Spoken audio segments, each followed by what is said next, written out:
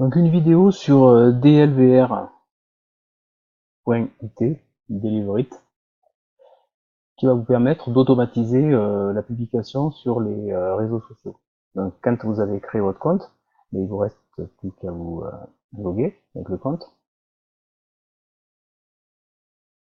Avec Facebook ou avec Twitter, mais moi je préfère toujours me loguer avec un mail.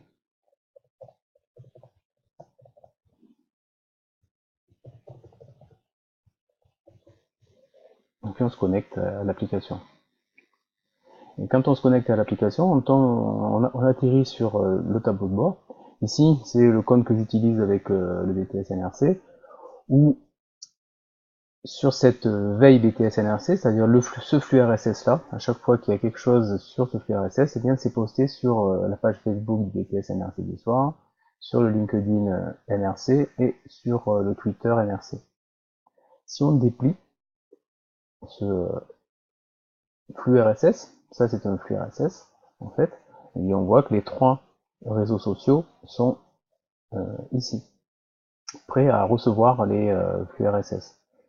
Alors avec LVR.it, on a droit à trois réseaux sociaux, ce qui fait qu'on a toujours de la publicité pour augmenter le tarif d'abonnement. Ici c'est gratuit, on a droit à trois, mais bien sûr, si je veux connecter un réseau social de plus, eh bien, il faut que je m'abonne. Voilà. Donc à chaque fois que il va y avoir un flux RSS qui correspond à mon flux, eh bien ça va être automatiquement publié sur ces trois éléments. Si on regarde ce flux, en fait, c'est un flux RSS qui est lié à Digo, donc qui est dans le parcours portail collaboratif et partage d'informations, portail collaboratif et partage d'informations. Donc à chaque fois que sur ce flux RSS il y a une nouveauté, eh bien c'est directement publié. Voilà. Alors je vais essayer d'en faire un autre. On peut ici créer donc le nouveau flux RSS, et on sait que sur WordPress il y a des flux RSS. Donc le site du lycée je sais que c'est un site qui est fait avec WordPress.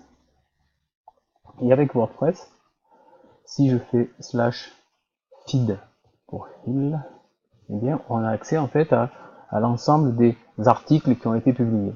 Le site du lycée, je sais que c'est plutôt des pages, donc ça va pas vraiment fonctionner, mais je copie ici,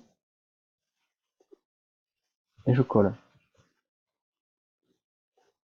Il recherche automatiquement. S'il trouve des flux RSS, ce qui est le cas ici, donc il y a des flux RSS automatiquement générés par WordPress. Voilà. Donc si vous avez créé un site WordPress, il suffit de rajouter fin à la fin. Et on continue sur ce flux RSS là, qui va s'appeler lycée Murat Histoire. On va configurer les éléments. Donc ici, on va donner un nom à ce fil RSS. On va dire qu'il est partagé immédiatement et que à chaque fois c'est le récent qui est posté en premier. Et puis on va connecter, en faisant next, on va connecter les réseaux sociaux. Ici, il voit qu'actuellement j'ai trois réseaux sociaux, donc je vais connecter ce réseau social là. Il faudra simplement accepter, et on voit que ici il est connecté. Je peux en connecter un autre.